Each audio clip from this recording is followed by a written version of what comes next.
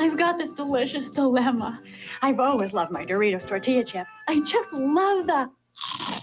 But now there's another Doritos I love too. Extra crispy Doritos. That same great Doritos taste, but different. So what makes extra crispy so extra crispy? Well, they start out thinner and then they're toasted to a crisp. So what's my delicious dilemma? Well, should I crunch or should I crisp? Extra crispy Doritos tortilla chips. They're crisp. Throughout the universe, fast food places serve the same thing for breakfast, lunch, and dinner. Dinner? Burger. Oh. But not at Jack in the Box. We serve real dinners like tender ocean shrimp. Lunch? Burger. We have meal-sized salads, not just burgers. Breakfast? Burger? Jack in the Box has crescent breakfasts on a croissant. Serve breakfast, lunch, and dinner, and people come from all over. They're here. Breakfast, lunch, and dinner at Jack in the Box. There's no comparison. In 1975, he became Hollywood's biggest star. And in 1978, just when you thought it was safe to go back in the water, he resurfaced. This summer, for the first time, the terror of Jaws will not stop at the edge of the screen. The all-new Jaws 3D, rated PG. Now playing at theaters or drive-ins throughout the Bay Area.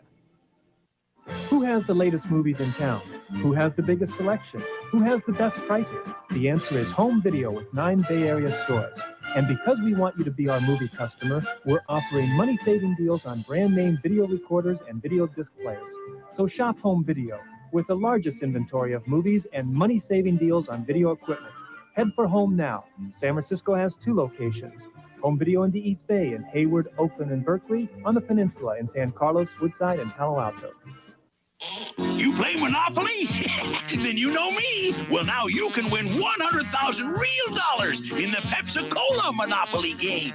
Go directly to bottles of Pepsi-Cola products marked gold. Collect caps that complete a Monopoly color group like And Park Place. and you can win up to $1,000. And get a chance to win $100,000.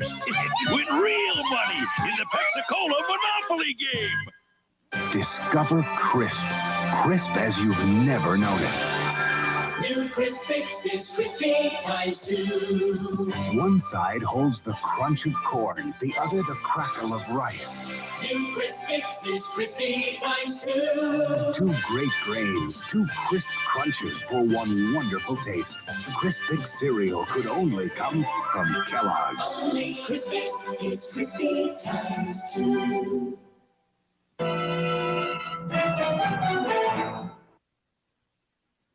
Friday on the Dukes of Hazzard. We need all the help we can get. A friend steals his retirement fund. Oh, no, it's the sheriff. And the boys have to sneak it back into the vault before the bank goes crazy.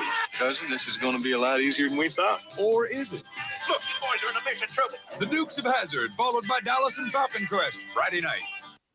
51 of the most beautiful women in America, all hoping to be Miss USA. Join Bob Barker, Joan Van Ark, Larry Gatlin, and the Gatlin Brothers Band, who'll win Thursday. Take a fresh-baked chocolate chip cookie, some luscious vanilla ice cream, another cookie, and lots of pure chocolate chips, and you have Chipwich.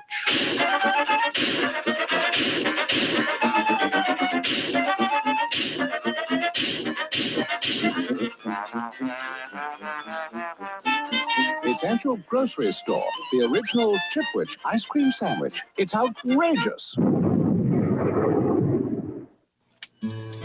100 years ago, America started going out for steak. Same old steak? Yep, same old steak. Who had the rare? And that's about the way things stayed. Until Benihana. It's steak, all right, but like you've never had it before. Sizzling, juicy, hot off the hibachi grill. So for great steak, don't head for the Old West. Come to the Far East. Benihana, the Japanese steakhouse. Here, hold my crush. Looks good. Yeah, real orange. Just hold it.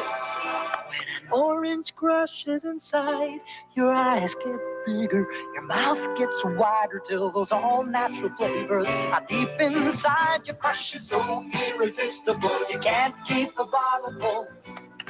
Hey, my crush. I couldn't help myself. Orange lovers have a crush on us. And so do grape and strawberry lovers. Aren't your kids? America's kids. No toothpaste is doing more to help them fight cavities than Crest. Aren't your kids? For over a generation, Crest toothpaste have helped prevent more kids' cavities than all other toothpaste combined. I'm not ready to go yet, okay? I'm not ready. You gotta wait. I got shit to do. I'm in the middle of something, all right? Just hold on.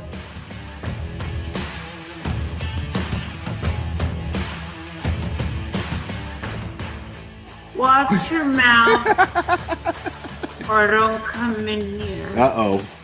Uh-oh. Oh, yeah, people, come on, we're adults here. You know what? What is the point? Yeah, we're adults here. I got a fucking Burger King fucking thing on my head. We're all fucking adults here, guys. People in my chat, 2 words. What are they? 2 words. Let me see the chat flood. Let me see the chat flood. 2 words. Okay, next caller. Please. Let's get into the meat and potatoes, which translate in American to dick and balls.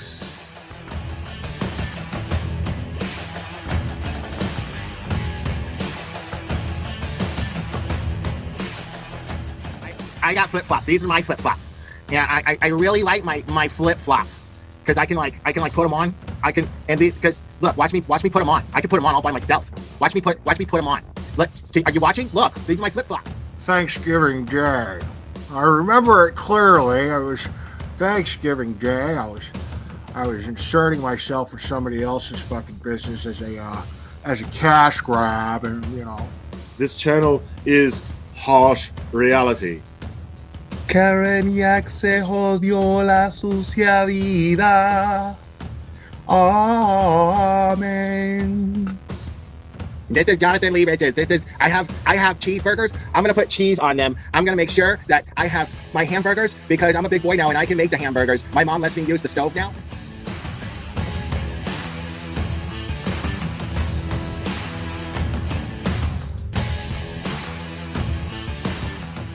And I'm just like, wow, I like receipts, and they brought receipts. Like they had evidence to back up everything they said, and I'm like, okay, well, there's got to be another side to this, right? Like this can't. No, this is too fantastic. Yeah, because you're not going to just jump to the conclusion that there's a conspiracy amongst cops to cover up a murder.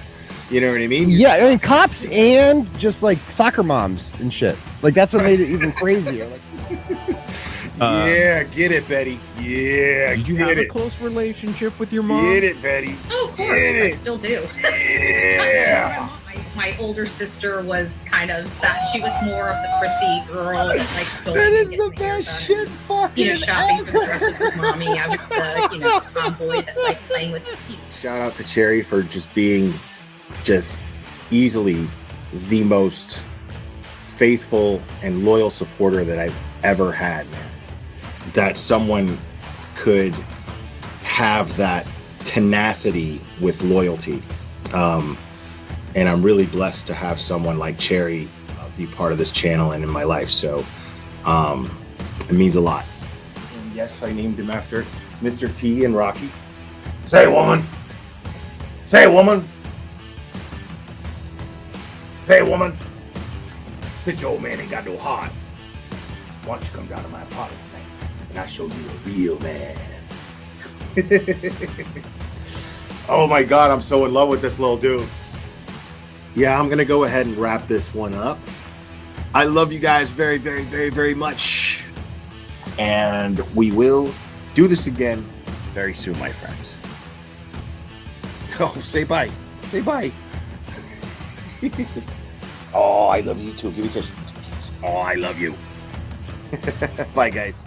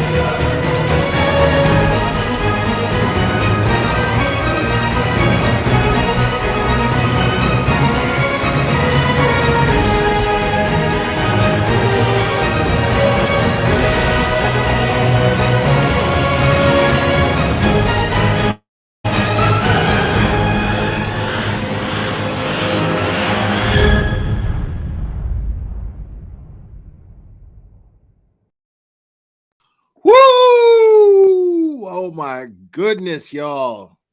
It's great to see you guys again so quickly. Oh man. This is my third pot of coffee that I'm making right now. I'm Jack to the tits. I'm Jack to the tits. So, all right. I'm going to figure out. Hopefully Cherry isn't slacking here. I gave Cherry a task. 1 second here. Let me see what we got. Let's see what we got. Nope, nothing. Still nothing. Okay, she says, calm my ass down. Fine. So yes, for those of you who have been living in a cave, we'll be going over the latest, I believe, a motions hearing for Karen Reed, who is on trial for supposedly murdering her boyfriend, John O'Keefe, who is a Boston police officer. Clubber, no. Clubber's Jack to the tits, too. Clubber, give me that, please. Give me that, please. Oh, he's got it just out of my reach.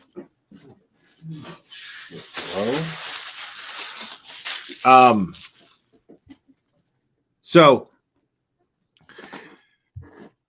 John O'Keefe, Boston police officer, who was allegedly murdered by his girlfriend, Karen Reed. Karen Reed is on trial, but those of you who've been following this channel know there is a lot of bullshit surrounding this case, and it seems that her defense, Yannetti and Jackson, seem to be creating a great defense for her, considering all of the evidence that has been made available, mostly due to Turtle Boy's investigations, although, you know, arguably questionable methods. That's up to you.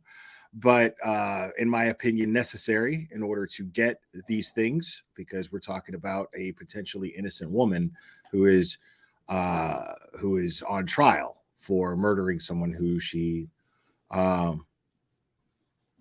do I want the yeah, it's fine. I'll settle for that. Cherry, thank you. So yeah, there's a lot of questions, to say the least, and most of you guys who are here already know this. Now, the last time they had one of these motions hearings, they were very they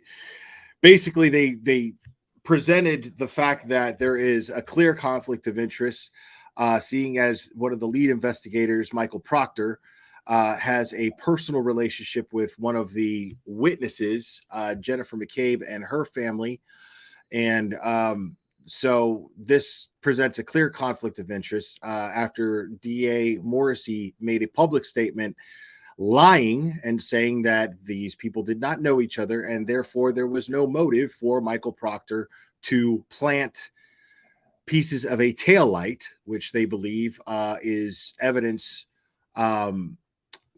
They claim, the Commonwealth, the prosecution claims that the taillight on Karen Reed's SUV, thank you, Cherry, shattered into 30 some odd pieces after she backed into him and drove away. Now, nobody with any common sense who's been following this case believes that. So, now, and especially since the DA is straight up lying about how, and also let's not forget that there are 5 different undocumented searches that took place, according to Michael Proctor himself, where he discovered pieces of this taillight.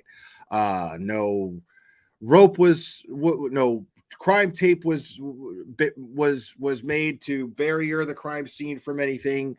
There was no wellness check to make sure everybody inside the house was okay. There was no I mean, what we're talking about here are just drops in the bucket, people. There was no actual questioning of any witnesses until days later, where they would show up to their house and to the witnesses' homes. There's a lot of stuff. If you guys follow Twitter, the best way to see all of the inconsistencies, somebody has been working really hard on that. And if you follow Olivia Lambeau on Twitter and just follow her posts, they're very articulate and they show documents that explain what she's talking about. And there's just day after day, just constant inconsistencies that she's pointing out and posting.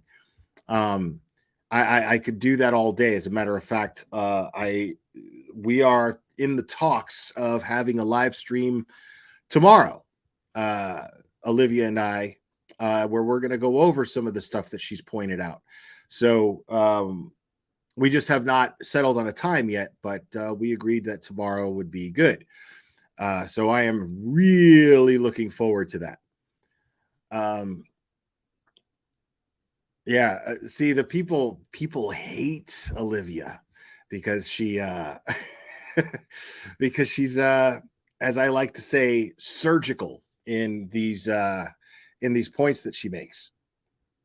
So, I mean, you could sit there all day and call somebody a fraud, but if they bring receipts to everything that they're saying, how could they possibly be a fraud? So yeah, again, no time set on that tomorrow, but tomorrow we have agreed that that's what we're going to do. So I'm really looking forward to that. And I know, like I said, LTL, Brian is streaming this. If you guys head over there, take a second, head over there. If you guys want to watch it here, if you want to watch it over there, that's awesome. Great. It's a great dude, great channel. But at the very least, if you're going to watch it here, run over there and give him a like for me. Just do it as a favor to me. Please just head over to Brian LTL's channel and give his live stream a like, because a few of us are going to be streaming this hearing. So let's go ahead and get this pulled up. Yeah, so I hope that I do not get a strike on this. I'm really hoping that doesn't happen, because this channel does kind of like to strike people, and I have said some things that may not be considered favorable of this particular channel, considering the panelists that have been on there. But I'm not going to do the Zoom thing. I'm going to just stream it from Court TV. So just so they don't crucify me, at least go over there and give them a like. So do me that favor, guys. And here we go. And so we're just going to wait in the meantime.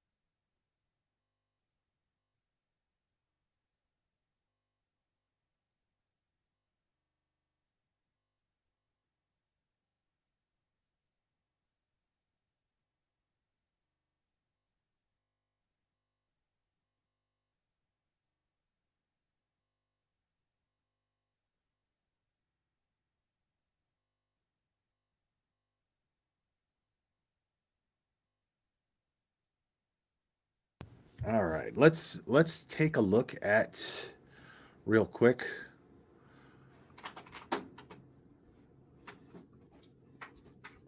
Let's take a look real quick at what the poll says. So 53% of you guys think that think that the letters are going to be addressed today by the defense, which would be Yannetti and Jackson. What are you doing, buddy? It's not time for you to eat yet. Still got like an hour, homie. Gotta wait. So 53% of you guys feel that way. That's interesting. That's a pretty close margin there.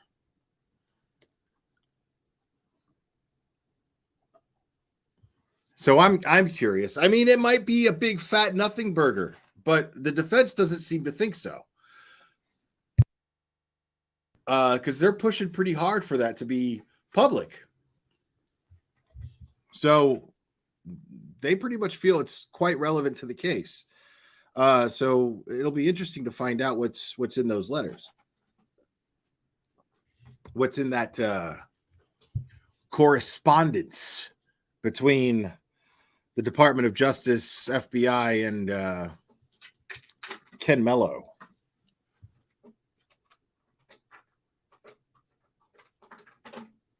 Bro, seriously?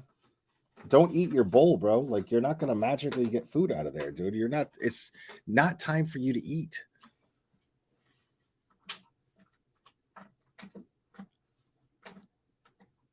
Okay. I think I gotta feed the little man. I think I'll go ahead and feed him.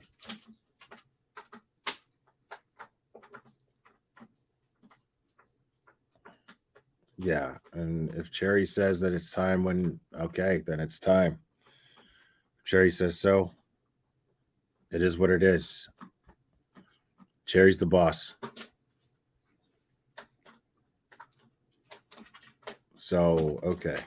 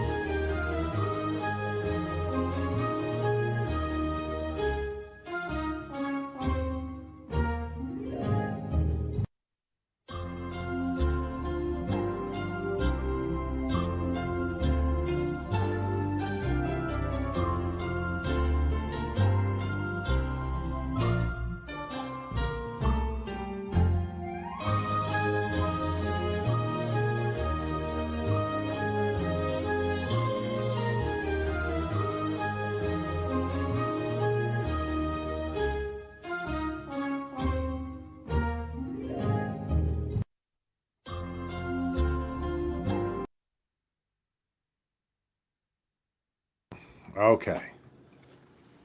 All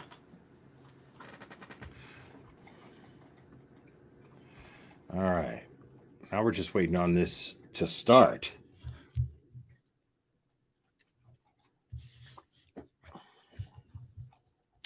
Aunt Bev is busy this week. Hope Anon gave her some vodka.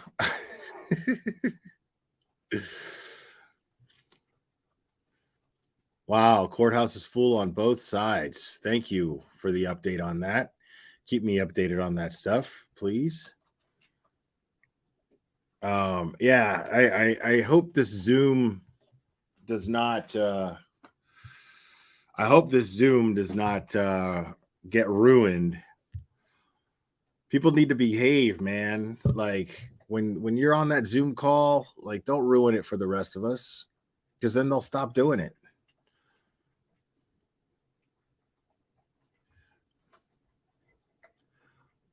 Sure, Sally Smith, you can ask why my intros are so long. Well, my instinct was to be a smart ass, just be like, because I like them like that. Which is a valid answer because I do. But at the same time, it gives people a chance to log on. Some people don't get a notification right away, or they can't log on right away. So I let the room fill up a little bit before I get started. So it's to give everybody a chance to shuffle in and check out what's going on. So that's pretty much why. Thanks, Parker's Planet. Appreciate it, buddy.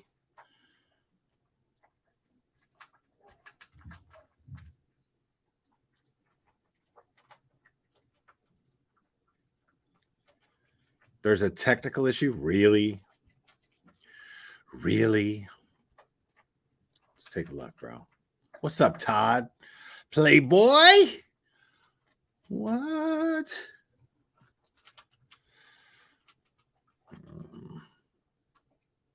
Standby technical issue, Court TV says yes. So let's keep an eye on the chat.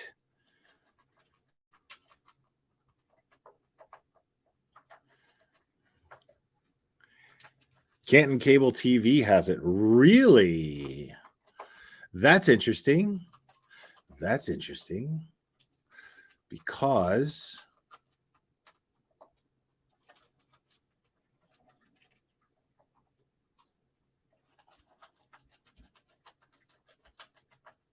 where's the home on this?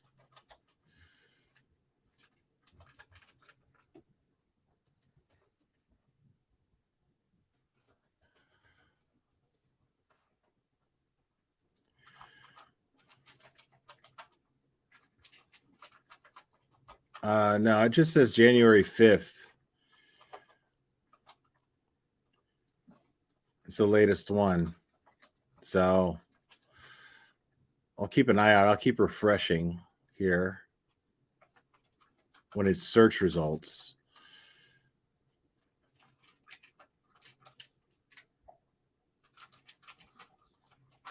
Where's home? Is this home?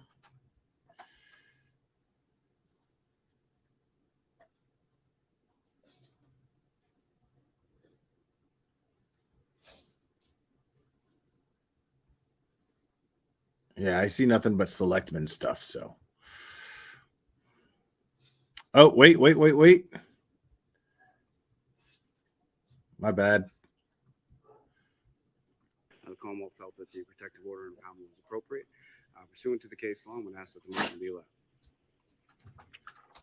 All right, and just so we're clear, because you referenced it, I did receive, as you're all aware, correspondence from the U.S. Attorney's Office in Boston. We appreciate the opportunity to be heard, having reviewed all of the materials referenced above. The Department of Justice and the U.S. Attorney's Office for the District of Massachusetts do not object to public disclosure of the correspondence at issue in the pending motion. So with that, I'll hear from you now, Mr. Yannetti. I appreciate that. Thank you, Your Honor. May it please the court.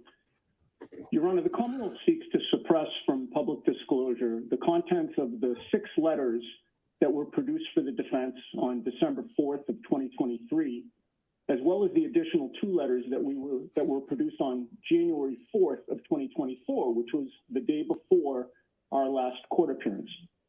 I would suggest that it's ironic, however, that in order for this court to determine whether the drastic remedy of keeping those letters hidden from the public is warranted, the court must first consider the content of those letters.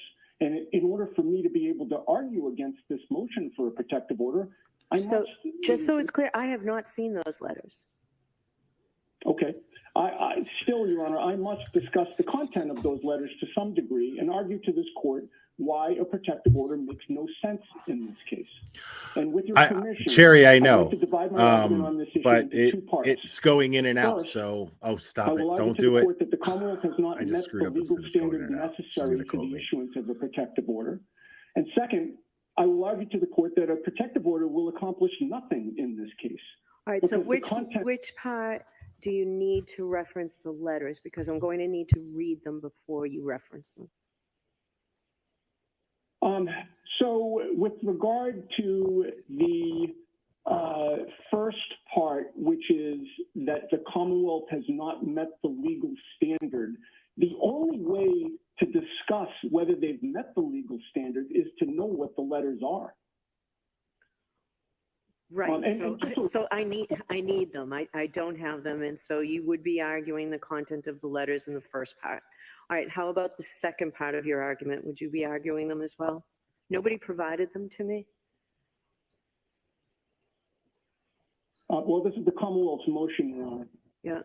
That's Your Yannetti. opposition, and I don't have from anyone. So That's how one about of the Karen second Reed's part of attorneys, your Yannetti, argument, speaking Mr. right now. Yannetti? Well, it does touch on that, Judge. You know, the Commonwealth has revealed some of the contents of some of the letters, but I need to point out what they haven't revealed. You know, and just so it's clear, I'm not going to be quoting the letters at length. I'm going to be talking about the subject matter of the letters. In my view, I don't know that the court needs to read the letters first, but I'll leave that to Your Honor. All right, but you said you're going to reference them, and the whole motion concerns those letters. Do you have them, Mr. Lally? Do you have them with you?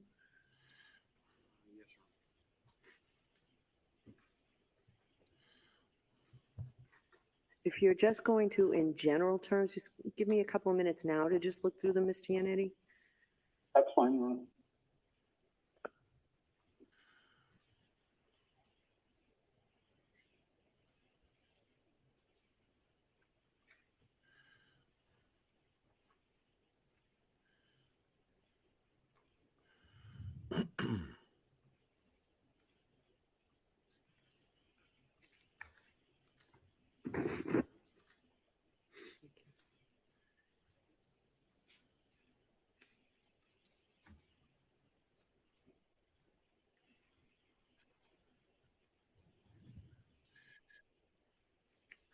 Okay.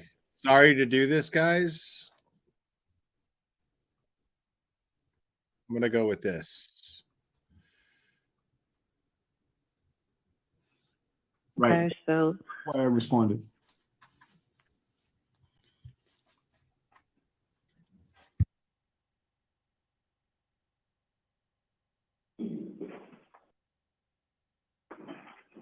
you also not going to reference the response to that letter?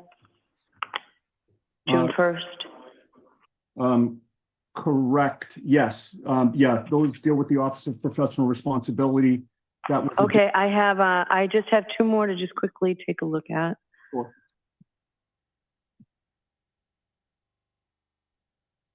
Yannetti's got the green screen.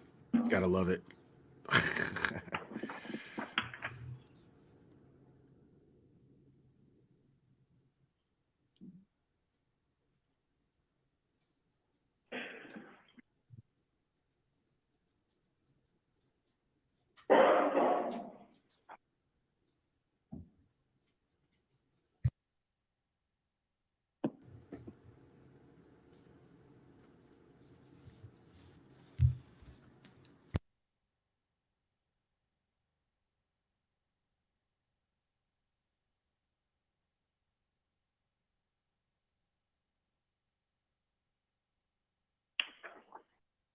All right, so I'd also like some time to take a look at the June 21st and August 3rd letters.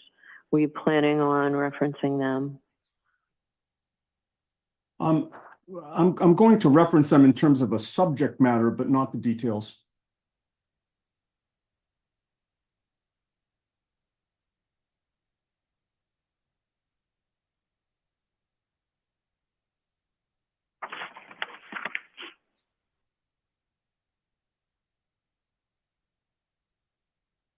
So the letter dated August 3rd, 2023.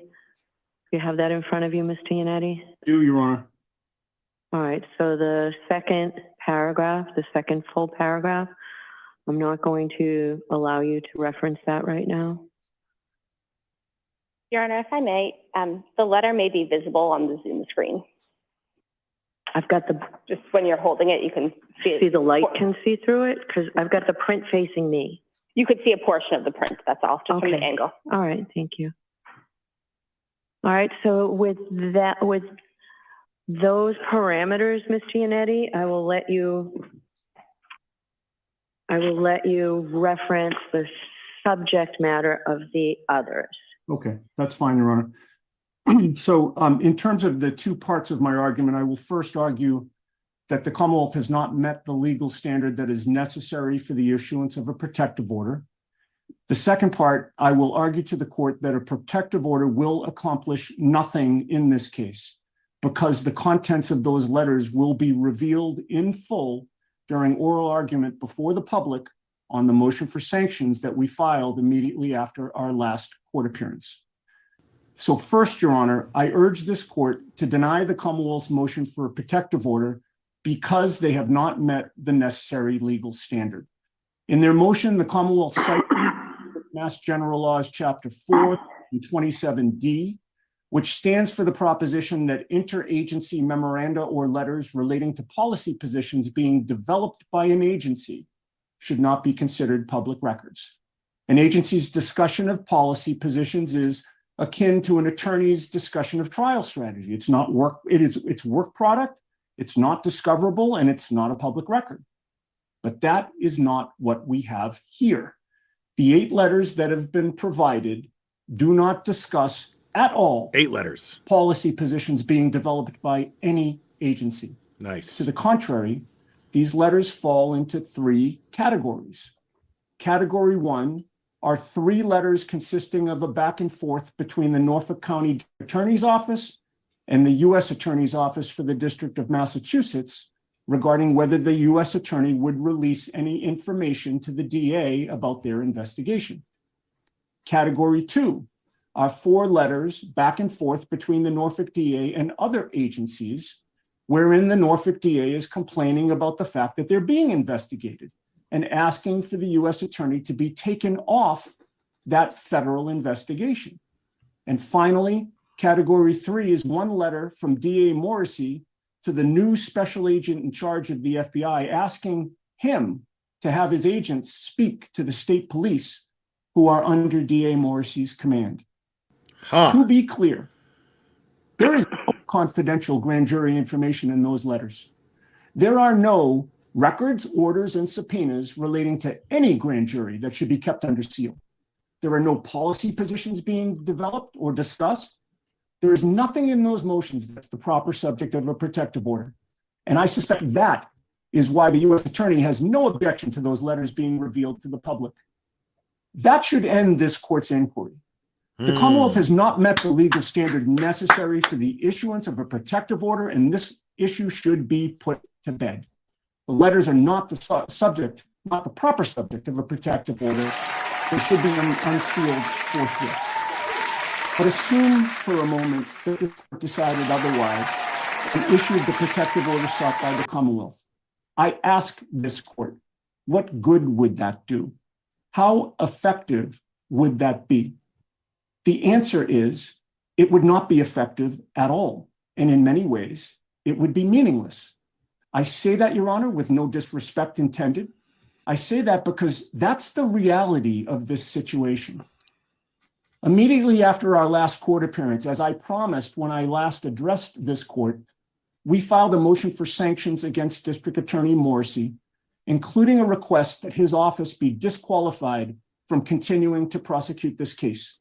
I expect that motion will be heard on our next court date. And I ask this court to consider what that hearing will look like. That hearing will prominently feature the contents of all of the 8 letters that are at issue here today. The specific content of those letters is one of the grounds that gave rise to our motion for sanctions in the first place. In fact, our motion for sanctions liberally quotes from those letters. And I assume that that is the reason that our motion for sanctions is currently impounded by this court as well. But it is clear from those letters that District Attorney Morrissey is well aware that he's the target of a federal investigation as a result of his conduct in this case. Those letters prove that he knew that, even before the U.S. Attorney ever confirmed that there even was an investigation. And Your Honor, On that score, something very important has come to light just yesterday that directly bears on this issue. What?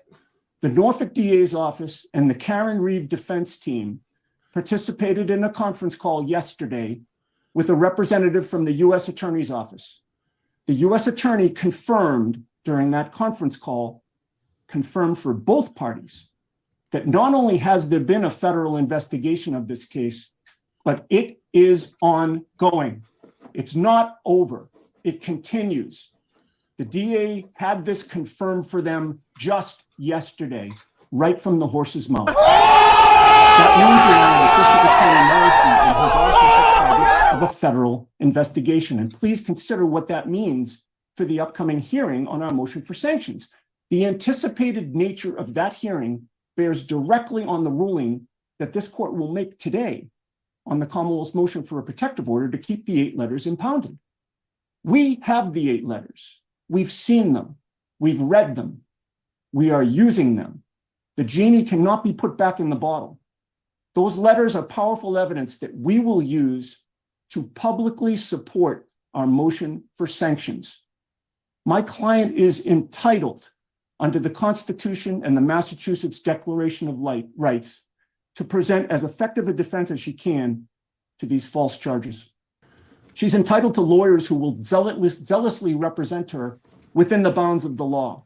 She is entitled, in short, to have the contents of those letters made plain to this court, both in writing and during public oral argument on our motion for sanctions.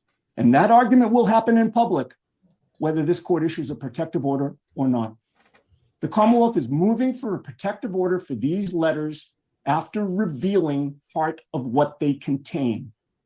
But the Commonwealth wants to keep the remainder of the letters hidden because those letters contain information that will embarrass District Attorney Morrissey and his office. Exactly. The letters demonstrate that he's a target of a federal investigation for what his office has done to Karen Reed. So, Your Honor, because the Commonwealth has not met the necessary legal standard for a protective order, and because a protective order would be effectively meaningless here in any case, this court should deny the Commonwealth's motion. Exactly. Is there Commonwealth. a response from the Commonwealth or no? You're entitled to shit. Okay. All right. So I'll take this under advisement. I do need copies of these letters. So if Mr. McDermott can make copies and then hand them back to the Commonwealth. All right. So the second motion is the Commonwealth's motion for Rule 17 for records from Boston Magazine. And I understand there's counsel here from Boston Magazine. If you'd come forward, sir.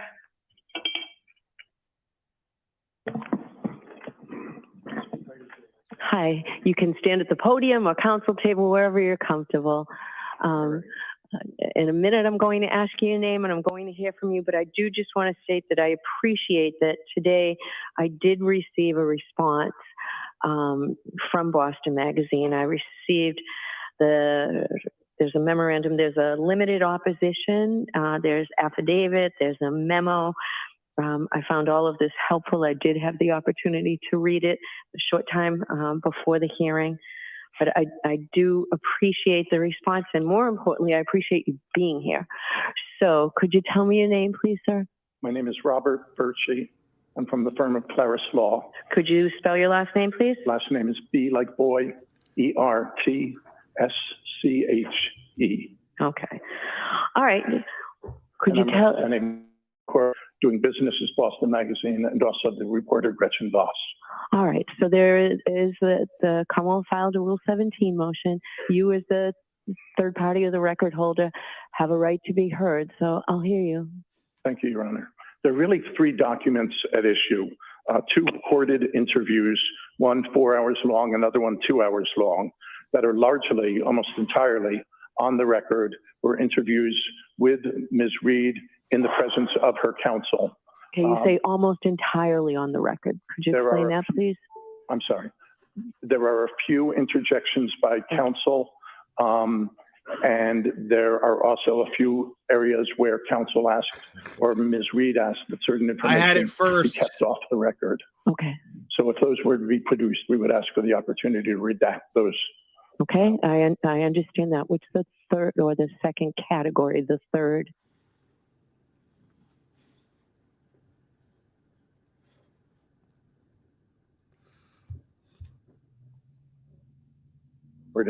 For which there are handwritten notes. And that interview is entirely off the record, subject to the parties agreeing to put anything on the record afterwards if they wanted to, but they did not. And no statements of Ms. Reed from that interview appear in the article. Okay. There's also a fourth category, Your Honor, that just I became aware of last night, which is that there are a limited number of voicemails and texts between the reporter and Ms. Reed that were also considered to be off the record unless otherwise agreed. Have those been maintained? They have been maintained. All right, thank you. Okay, so that's off the argument record. that I'd like to though. make, Your Honor, really has three parts. First, that the Commonwealth's request is unreasonable under Rule 1782, okay, because it really is just a fishing expedition. Woo! The second is that the documents in question are privileged under the common law privilege that permits a reporter under certain circumstances not to turn over unpublished notes and outtakes, and that's especially so if they're confidential.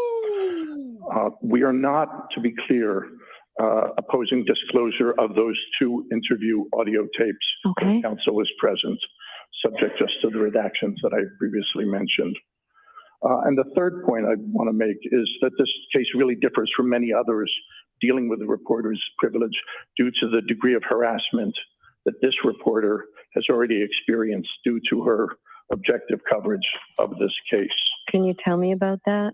I'd be happy to, Your Honor. And she discusses it in her affidavit as well. She has received emails. She has received voicemails. She has received threats to herself and to her children. She has received inappropriate, shall we say,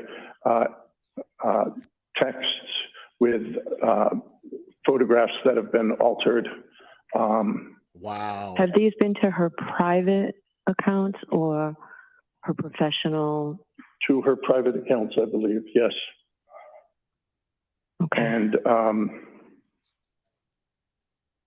thank you. so, and she says, that these are, she's never experienced in her 25 years of reporting anything like this before. So if Your Honor is all right, I'd like to proceed to the Rule 1782 argument. Yes, please. Rule 1782, as Your Honor well knows, is not supposed to be a discovery tool. It's supposed to be a tool for bringing materials before the court prior to trial for the ease of trial administration. Here, the Commonwealth already has a lot. They've got a long, detailed article setting out, among other things, many statements of the defendant about the fact of this case. And the Commonwealth has said that it plans to introduce those statements and records at trial. But their argument for more is simply that the article is such a gold mine, there must be more. And that's unlikely, first of all. The article set out the positions of both sides in a very comprehensive and balanced way. You can be sure that if Karen Reed had confessed in her interview with Gretchen Voss, that would have made it into the article. Or it would have been reported. This is a fishing expedition because, as this court has already noted in this case, Rule 17 is not supposed to permit a general fishing expedition for evidence not yet obtained. And the extra that the Commonwealth asserts might be found really isn't very applicable. They talk about nonverbal conduct. Well, they're not going to see nonverbal conduct in an audio tape. Body language, physical reaction to a question, the same thing. These being only audio tapes, they won't reveal that. And there are further arguments about Rule 1782 in my papers. With respect to privilege, as far back as 1971, the Supreme Judicial Court said that a court has discretion to prevent excessive or unnecessary interference with the legitimate interests of witnesses, including by too broad of subpoenas.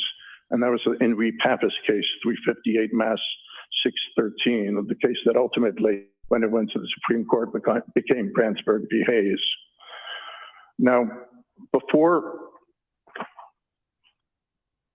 the court has decided to prevent excessive or unnecessary interference with the legitimate interests of witnesses by too broad subpoenas, that's stated in Pappas.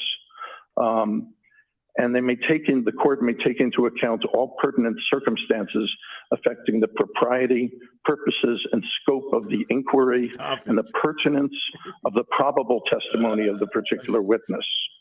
And in particular, the Pappas court said it may be argued that use of newsmen as witnesses is likely to result in unnecessary or burdensome or gratuitous use of their work product, where the testimony of police or other witnesses would suffice. This, if shown, a presiding judge may consider in his or her discretion. Underscoring that point, when the U.S. Supreme Court affirmed Pappas, it did so, quote, subject, of course, to the supervision of the presiding judge as to the propriety, purposes, and scope of the grand jury inquiry and the pertinence of the probable testimony. In fact, in Brandsburg v. Hayes, the Supreme Court made a majority opinion, but it depended on the concurring, to make a majority, it depended on the concurring opinion of Justice Powell, who wrote, if the news person is called upon to give information bearing only a remote and tenuous relationship to the subject of the investigation, or if the news person has some other reason to believe that his testimony implicates confidential relationships without a legitimate need, he will have access to the court on a motion to quash, and an appropriate protective order may be issued. There is no law that subjects the editorial process to private or official examination merely to satisfy curiosity or to serve some general end, such as the public interest.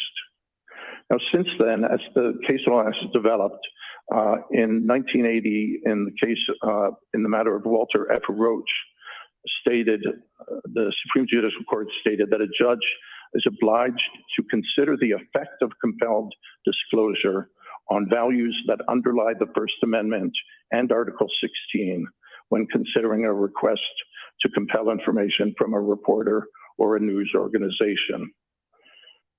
They went on in 1991 in the matter of the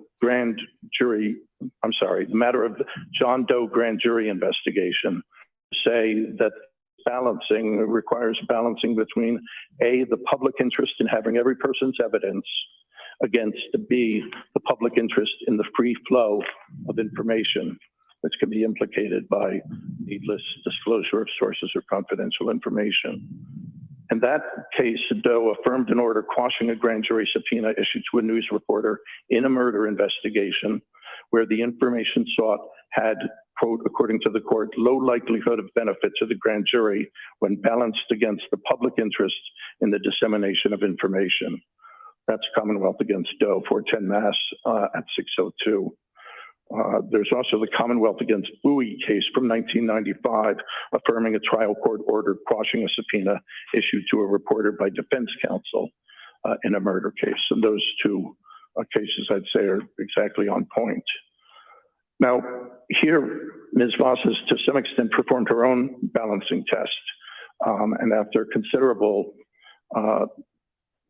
discussion and consideration, she decided to waive her privilege as to the two recorded on-the-record interviews that took place where the lawyers were present, except for those sections that were lawyer colloquy or designated to be off the record. Yes, Gregory Smith. But she asserts the privilege firmly against production of the handwritten notes of an unrecorded, off-the-record interview outside the presence of counsel.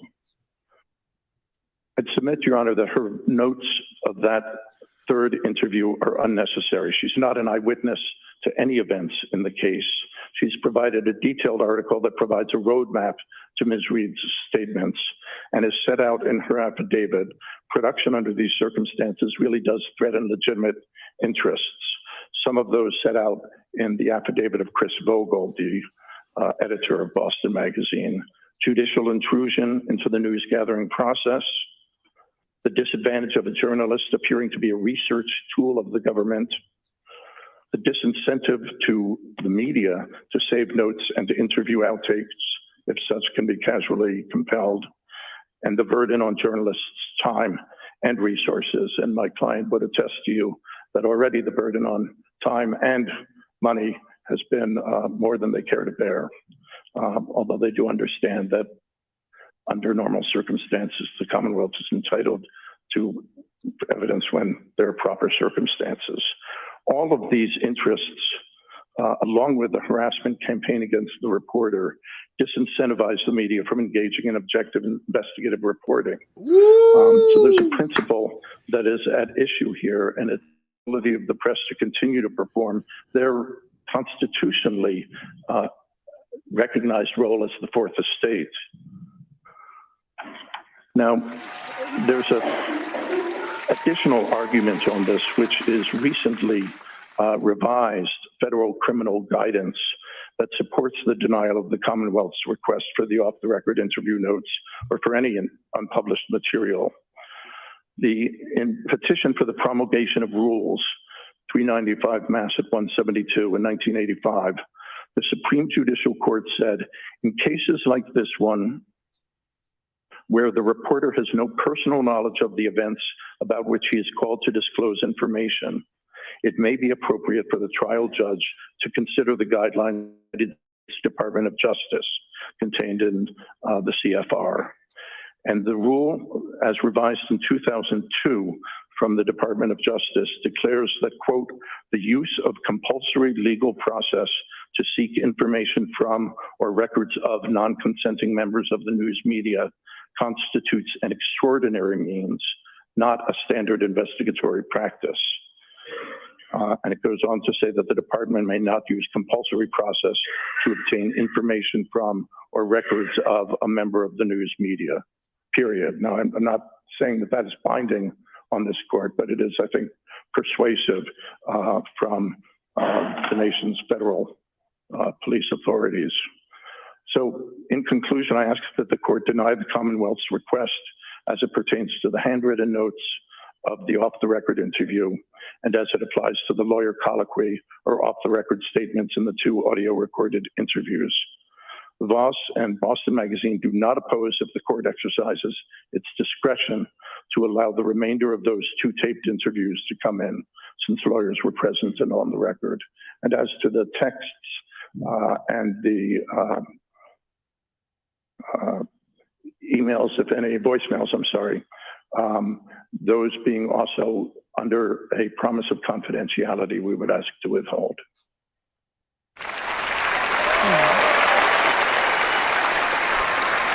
So is Ms. Voss willing to still provide the 4-hour interview and the 2-hour interview that are on the record? She's still willing to provide those? Willing to provide the recordings, yes. Okay, and how long will it take for you to provide those to us? The whole trial's a joke. Well, there will be some redaction needed. I'm not quite sure how that gets conducted.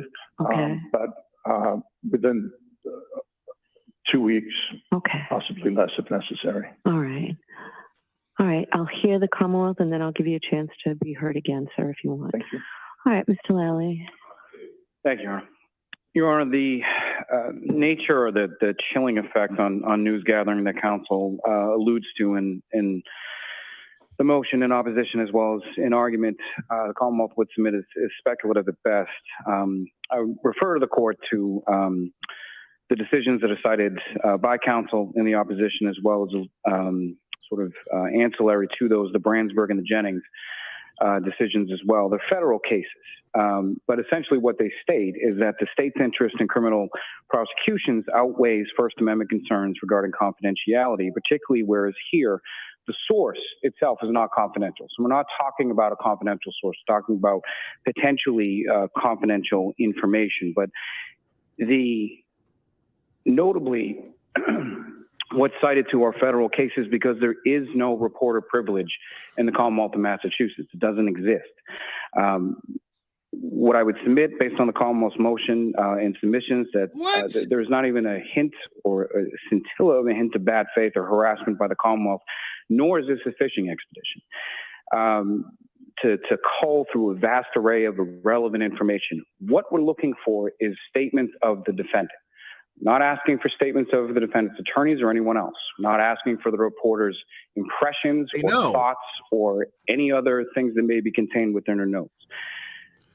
The statements by the defendant to this person are relevant, they're admissible, and the Commonwealth's request is specifically tailored to just those statements. The timing of the statements the Commonwealth would submit is also instructive and salient in this sense, in that we're not talking about some sort of vacuum where there's the potential future prospect of a criminal prosecution. These are statements that are made while there is an active criminal prosecution ongoing. The defendant is obviously aware of that. For 2 of these 3 interviews, she's present with her attorneys, who presumably know that there is no reporter privilege in Massachusetts. And yet she makes these statements voluntarily. She agrees to these interviews voluntarily. She's not compelled in any way to do these interviews. But the fact that these interviews exist and the fact that there are statements by the defendant that specifically pertain to this case makes them relevant, makes them admissible. And that is why the Commonwealth is specifically requesting those particular items. As far as these other items for which the record holder has an opposition, the Commonwealth has no issue with the record holder properly redacting or vetting through the content to ensure that the only thing that is provided is what the Commonwealth is seeking, which is just statements of the defendant. Nor does the Commonwealth have any issue with any sort of in-camera review by the court as far as deeming whether or not any of those statements as provided are relevant. But the Commonwealth is entitled to these, has met its burden under Rule 17, would ask that the motion be allowed. So in the balancing test that the law says I have to do, shouldn't I consider the danger or personal risk to Ms. Voss, considering it's already occurred to her? So, and I'm not Yikes. What do you in any way trying to minimize that, and I would submit that yes, I think that is something that the court needs to consider in its balancing test. However, I think what the case law also says is that those types of concerns yield to a criminal prosecution in this case.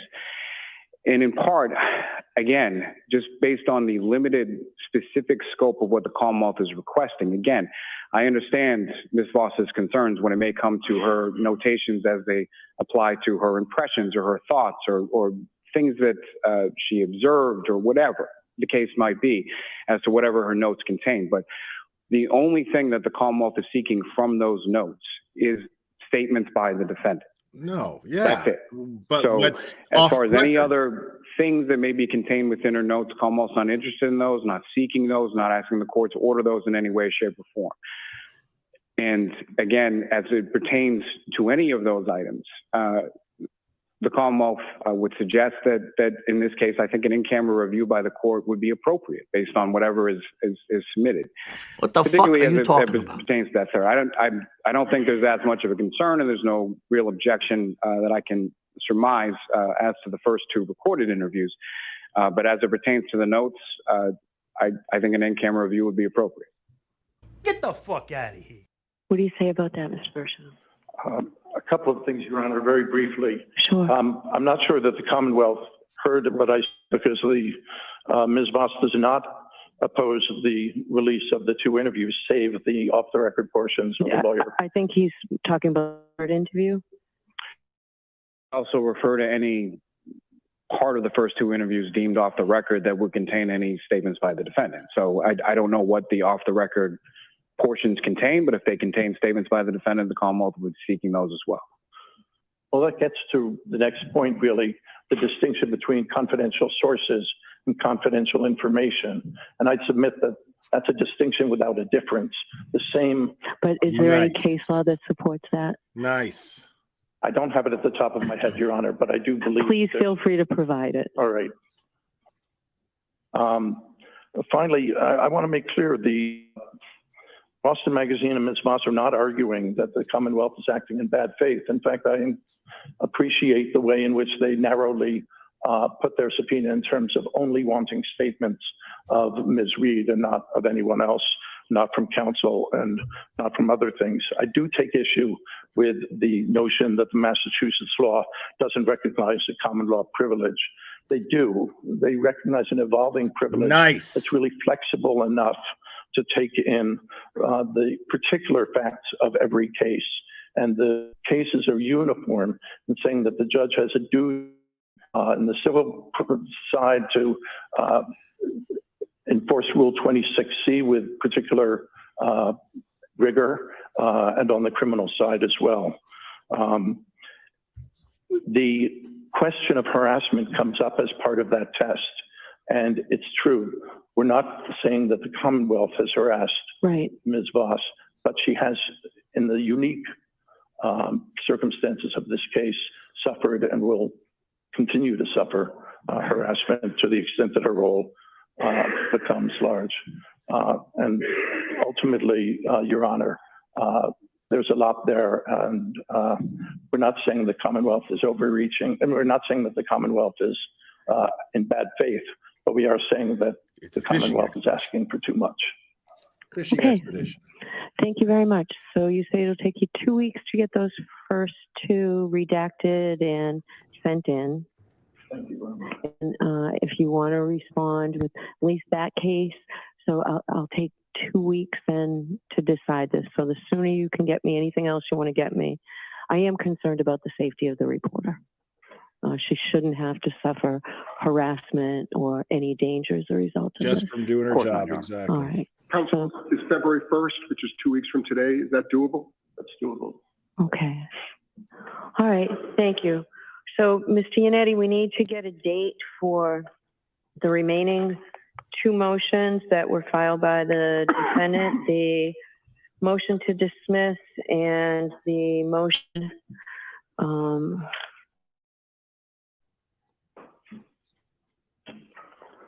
to disqualify the district attorney's office and sentence. All right. So, as you probably know, we're in the middle of a trial that's going to go a few weeks.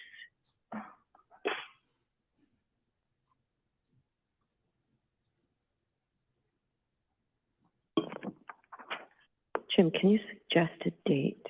I can. How about? May I interject, Your Honor, with regard to a date?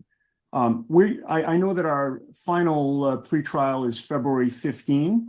Ours will be February 15th. I thought it was February 26th. We have two. Okay. We have February 15th and February 26th. Okay. So you're both right. Well, that actually fits in with what I was going to ask. Our request would be for the motion to dismiss and the motion for sanctions to be heard on February 15. I'll tell you why, Your Honor. One thing not regarding the phone call, the conference call that we had yesterday with the U.S. Attorney is that they notified both parties that they'll be going through the TUI process to take the extraordinary step of releasing information from their investigation to the parties in this case that directly bears on our case, most unheard of. There's an active investigation going to release information to both parties because in good conscience, they can't allow this case to go to trial. Did they give you a date, Ms. Giannetti? They did not, but they did say that it could take a week or two, I believe, to go through the TUI process. My expectation is we'd probably get this information sometime in early February. And I don't want to argue, particularly the motion for sanctions, with the evidence that's out there, because I believe that evidence will impact our argument. All right. Does that date work for the Commonwealth for that purpose? I'm sorry, the 15th? Yes. That should be fine. Jim, is that at 2 o'clock? 2 weeks from now. It is at 9 o'clock. All right. Assuming we're not on trial, it'll be at 9 o'clock. If we're still on trial, it will be at 2. That's fine. Your Honor, the only issue there is that I do have a trial, Your Honor, that's scheduled for February 13th. So, right, that's the case that I expect to be on trial for. And if that's the case, we have to finish that. We've got a very busy trial schedule. So if we're on trial, we'll see you at 2 o'clock. All right, so stay in touch with Mr. McDermott. All right, is that it for today then? Well, that. You all set, Mr. Yannetti? Yes, Your Honor, thank you. Okay. All right, and Mr. Birchie, I appreciate you being here, sir. All right, hearing's over. Jim? Thank you. February 15th. Okay.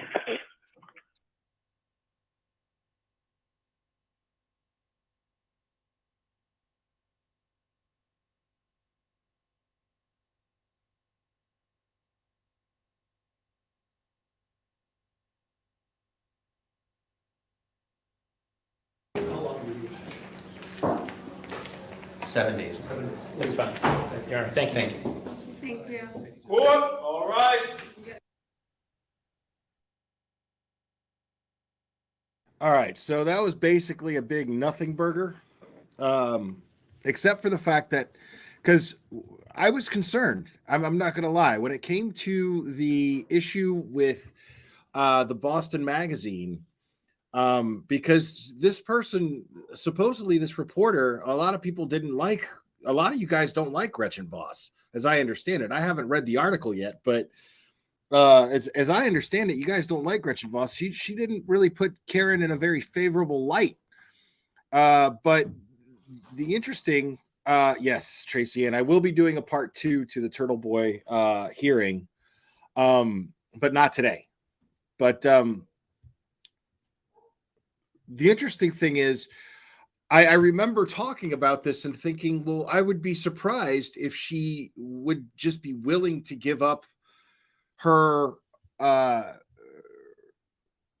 she would be willing to violate the off the record confidentiality ethic that every reporter seems to have. I was totally shocked that there would be even a question. But as we heard her attorney say, her attorney basically just gave the same argument that we've heard Bradel give more than once. Which is, I mean, she has a right. She has a right to preserve the integrity of her reputation as an investigative reporter. And the off the record conversations that took place between her and Karen Reed are exactly that, off the record, and that even includes a court of law. So the fact that they are that desperate, see, you got to use your eyes, people. Okay, the fact that the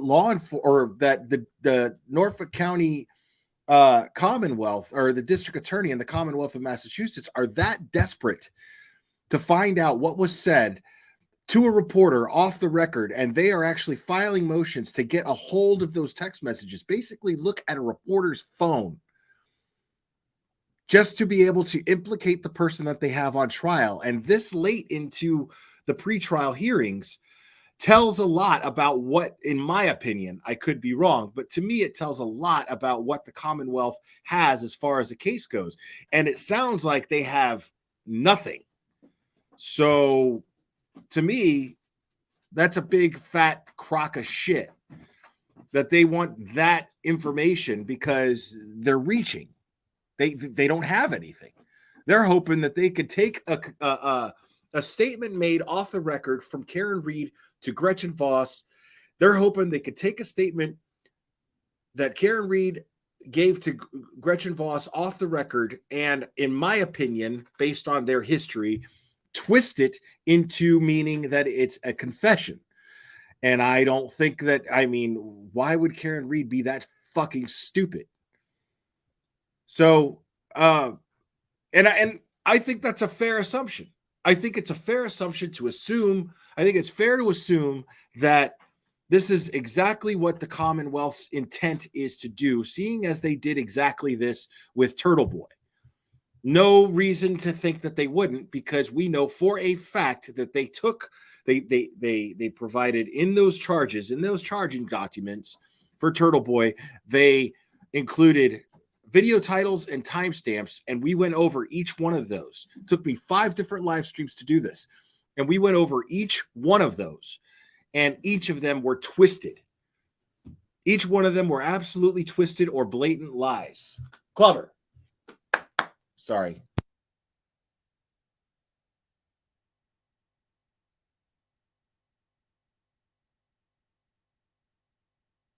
Good boy.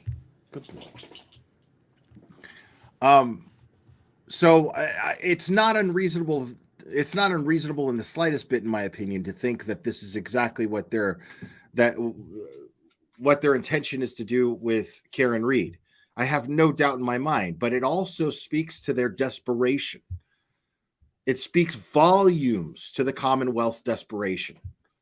They don't have enough to convict Karen Reed. They simply don't. So for them to try to infiltrate confidential conversations between a reporter and their source is unethical. It's unethical for her to even, it's technically unethical for Gretchen Voss to just willingly give it up without having an attorney fight for her source's confidentiality. And it's interesting. People are saying things like the tides are turning. We saw this coming.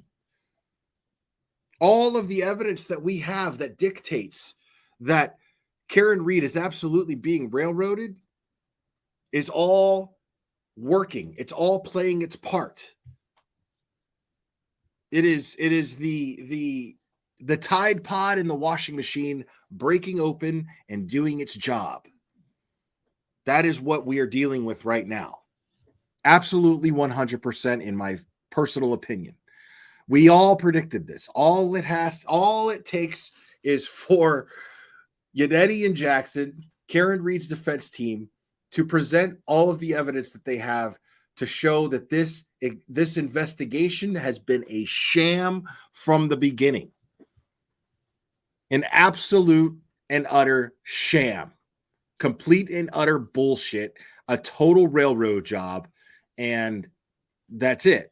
And now we have to sit here and wait to go through the motions while the Commonwealth, while D.A. Morrissey is too goddamn proud to just tuck tail and say, all right, we don't have enough, and waste Massachusetts taxpayers' money and waste the Commonwealth's resources to try to convict an innocent woman with absolutely no evidence, and even arguably trumped up bullshit evidence, doctored evidence, planted evidence, arguably.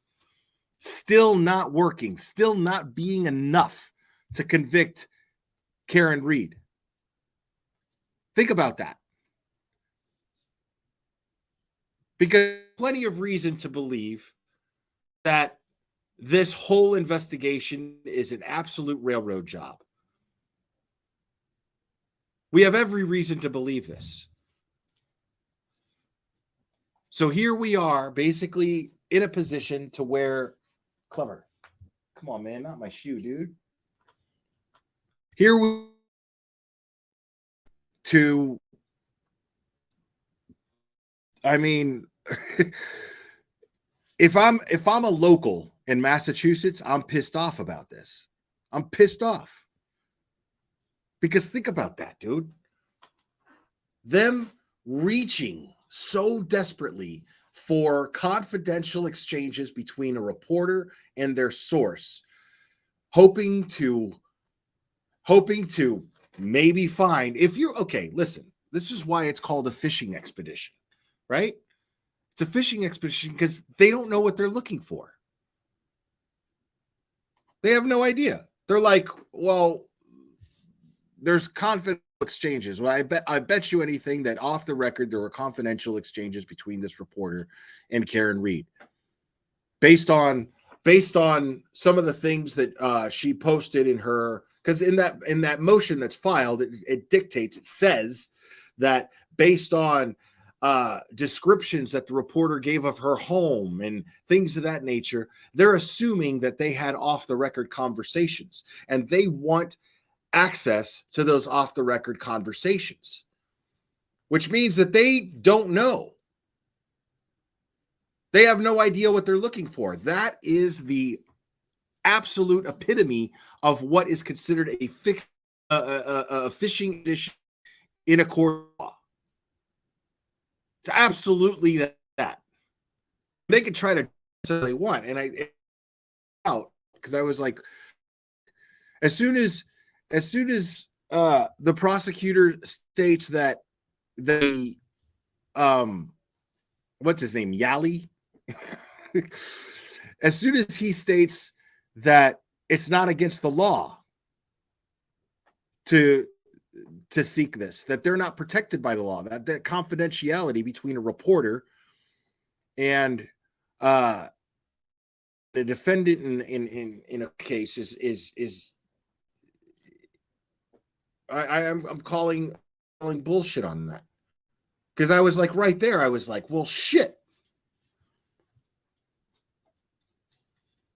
I'm like, there's another law that's unconstitutional.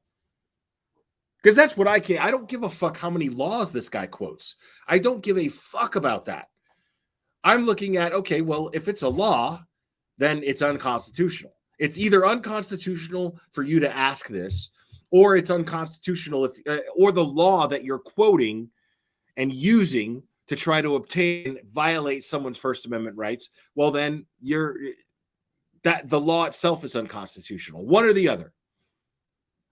But without any doubt in my mind, I am absolutely going to say that this entire case and the methods that the Commonwealth is trying to apply and trying to employ to prove their case is based on violating people's rights. And this has been a consistency from the beginning. This has been an absolute consistency from the beginning.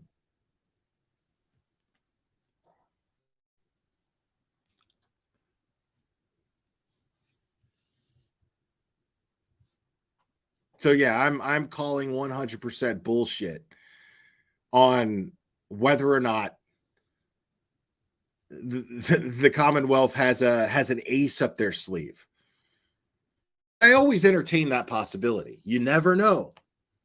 They might have an ace up their sleeve. I call bullshit.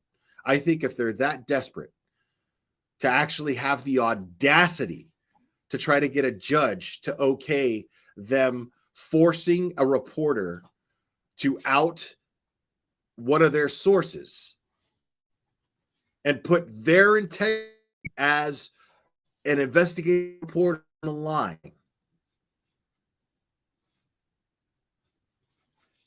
then they're desperate. They don't have shit. They have jack shit. And this is exactly what we've suspected it was from the beginning. An absolute railroad job.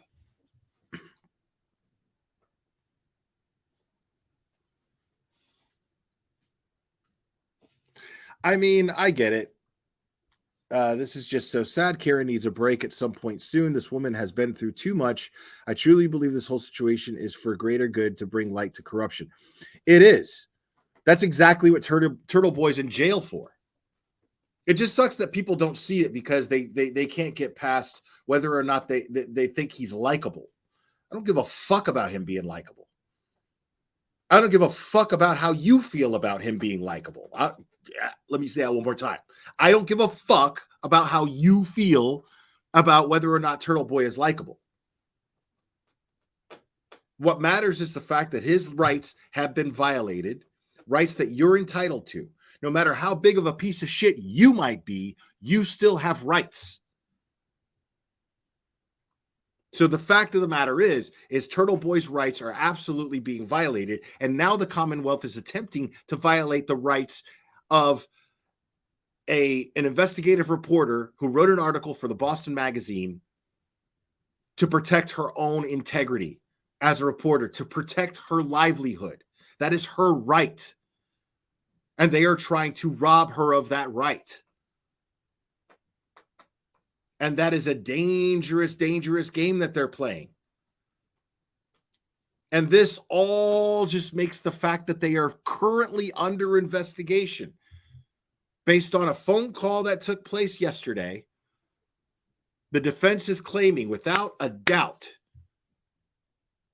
that there is still a very much open investigation from the U.S. Attorney's Office investigating Michael Morrissey's District Attorney's Office.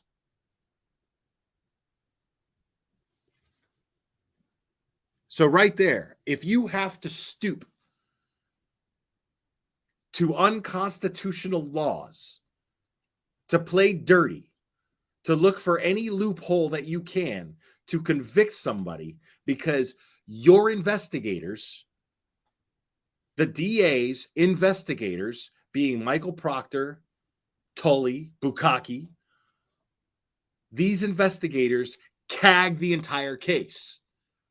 So the fact that they can't just own up to the fact that their investigators fucked up their case, they have to stoop to trying to violate people's rights, working people's rights, independent American people's rights. That is a scary notion, folks. This should scare the shit out of every single one of you because it scares the shit out of me. And God bless Turtle Boy for sitting in jail in order to protect that right that belongs to every single one of you. Because make no mistake, it's as Bradle said before. At any given time, he could plead out and walk right out of that jail. At any given time, Turtle Boy could plead out and walk right out of that jail. But he won't do it. He won't do it because that's not what's at stake here. His freedom, his immediate freedom between jail and walking in and out of his house is small potatoes in comparison to not just his overall freedom as a journalist, but your freedom to express yourself and to picket and to protest and to speak your mind and your opinions, given whatever platform you choose to do it. That's a fact. That is not up for debate. It's not a question. It is a fact. Somebody is sitting there and you're questioning whether or not they're doing this as a fight for something bigger than themselves. And the fact exists that person could walk out at any given moment, can walk out of jail at any given moment, and he's choosing not to. That is the answer, the definitive, unarguable answer that person is sacrificing for your rights. Leslie Kohler just gifted memberships. Thank you so much. Let's see. Eliza Epstein. Congrats and welcome. Bob Weir. Triple Diamond Art, Christy M. And B. Dog Fan 78. Congrats, guys. Thank you so much, Leslie Kohler. As always, you're always very generous with the gifting of memberships. I appreciate it.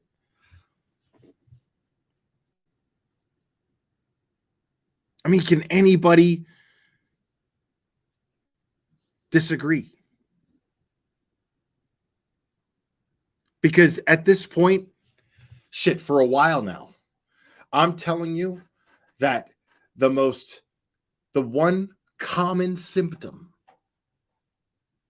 okay? The one common symptom, and I learned this term recently, by the way, the common symptom amongst everyone who is on the I Hate Turtle Boy and Karen Reed is Guilty bandwagon, the most common symptom amongst all of them is called confirmation bias.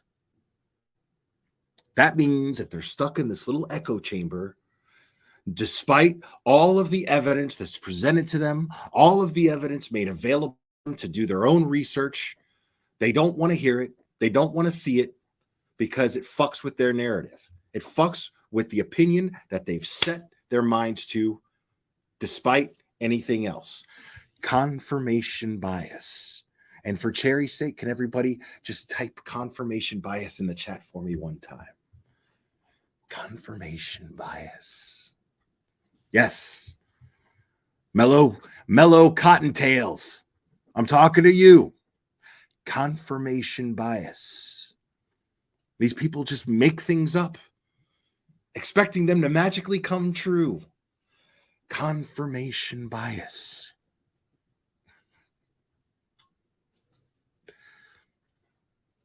I mean, it's indisputable. It's indisputable. The evidence is right in your face. Hell, the evidence that these people have no case, that the prosecution absolutely has no case. It's evident. It's evident at this point. And yet, nope. Turtle Boy bad, Karen Reed guilty. Confirmation bias.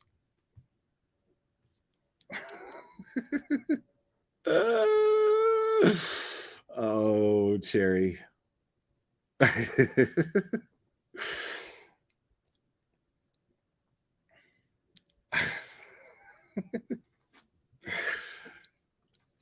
So, I mean, now Twitter's going to be fun the next couple of days. But yeah. But guys, I have been live for a long time. But as promised, we went over the hearing. Those are my thoughts on it so far. I'll have more thoughts later. And I really appreciate you guys joining me today and spending as much time with me as you did today. I had a lot of fun.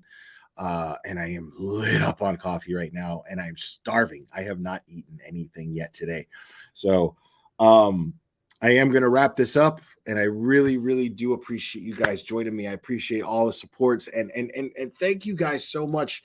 The new subscribers, you guys are amazing. You guys put me over 23,000 subs today, man. I feel unbelievably privileged. I feel unbelievably grateful and unworthy of your affection and appreciation. You guys are amazing. So thank you guys so much. And I will give Clubber big hugs. He is, and he needs to go out again too, but he's just sitting there at my feet under the desk, waiting very patiently for me. So you guys are amazing. Again, thank you guys for all your support. Thank you for liking the stream. Make sure to do that if you haven't yet. And again, thank you to all the new subscribers. You guys are fantastic. I love you guys very much. And we will do this again very soon, my friends.